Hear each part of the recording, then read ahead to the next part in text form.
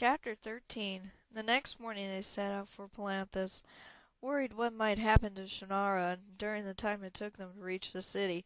Mud kept them moving at a fast pace. They skirted the lower foothills for 3 days until they came up to the road that led up into Westgate Pass. An imposing fortress blocked their way with an immense tower jutting up into the sky. "The High Clearance Tower," Drake Cutter said, staring at the structure with bright eyes. "It's magnificent. Did you know this was where one of the most famous battles of war was fought?" "Said I talked about it some," Harris said. Mud's heart pounded. He didn't care what battles might have been fought here. That tower looked like a fun place to explore. He could spend days searching all its halls and chambers. He crushed the thought before it could go too far. They couldn't waste time here.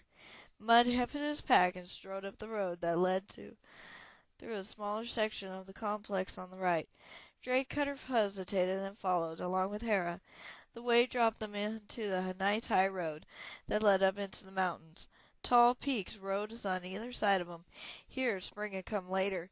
The trees were just starting to bud, and a cold wind blew down the pass.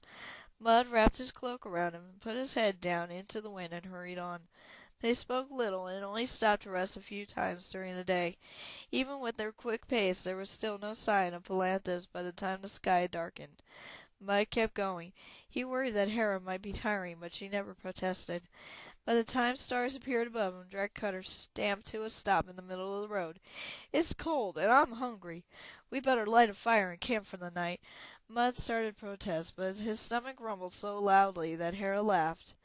"One more night, Mud. I'm sure we'll get there tomorrow," she said, stepping off the road into a stand of pine trees. She let her back drop and disappeared into the brush with her bow in hand. While she was hunting, Mud gathered dried sticks and lit a fire. Drake Cutter squatted down beside him and held his hands up to the flames. There wasn't much left in Mud's pack except for a couple of apples. He pulled them out and frowned at the wrinkled and bruised skin. "Here, those will be better roasted," Drake Cutter said. He took one of the apples from Mud and speared it on a stick. Mud laughed. "I suppose you're right, and if Hera doesn't catch anything, this may be all we get." Mud put the second apple on the stick and held it over the fire. The juice popped and sizzled, making Mud's mouth water. He didn't suppose the apple would taste as good as a home-cooked meal, but it might take the edge off his hunger. If Hector were with him now, he'd probably invent some machine that would turn the apples over the fire, so Mud's fingers wouldn't get so hot. At the thought of Hector, Mud's appetite vanished. He handed his stick to Drake Cutter and walked away from the fire. At the edge of the light, he stopped and scanned the forest for any sign of Hera. "You don't like me much, do you?" Drake Cutter huffed. "Can't see any reason for it." Mud stared at the dwarf. Though Drake Cutter was shorter, his heavy body outweighed Mud's. He sat by the fire with his braided beard tucked into his belt to keep it from the flames. Mud searched his dark eyes for any sign of a draconian hidden inside. If there were, it had never once slipped from pretending to be the dwarf. Other than the lost pack, Mud had no cause to think Drake Cutter meant him any harm. Still, Mud's gut screamed for him to stay away from the dwarf. Mud swallowed a lump in his throat. Hera stepped into the firelight, carrying a couple of dead rabbits by the hind legs. "Roast apples. Smells good." Drake Cutter handed her the one that had been Mud's. Ignoring them, Mud sat with his back to a tree trunk and pulled out a bundle of black cloth from a hidden pocket in his shirt.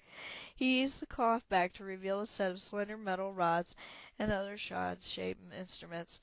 With these he could pick any lock. While Hera had practiced swordsmanship and archery with Sedai, Mud had spent his time collecting and honing his skills with these tiny tools.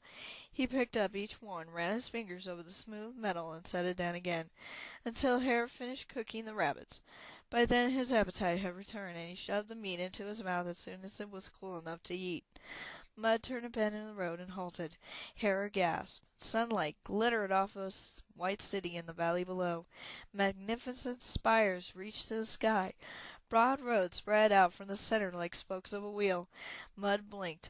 "I knew Palanthas was big, but that's just impossible." "The whole of Potter's Mill wouldn't even take up one block," Hera said. "Look at all those people."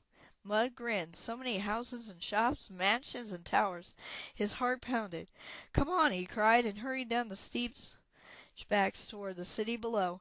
His pack thumped against his back with each rush stepped.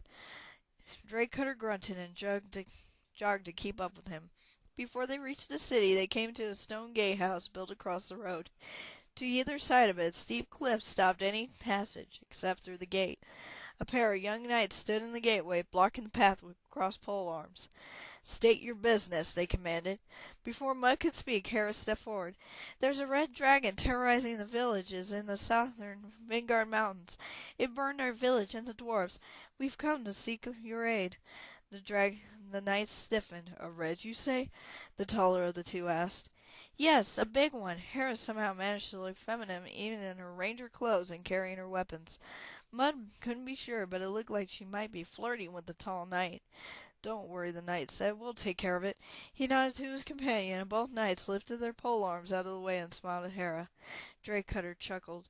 "Your sister's as beautiful as they come, I suppose. At least it seems the young knights think so." Mud frowned. His little sister? "There is a nice inn close to the old city wall called Palatine's Prize," the tall knight said. "It's comfortable and not too pricey." "Yes," the other knight agreed. "And if you stay there, we will be able to find you to learn more about your troubles. Will you leave us your names?" Hera gave them both a winsome smile. "Thank you, sirs. You are kind." She told them her name and the names of her companions, then walked past, motioning for Mud and Drake Cutter to follow. End of chapter 13. Yay!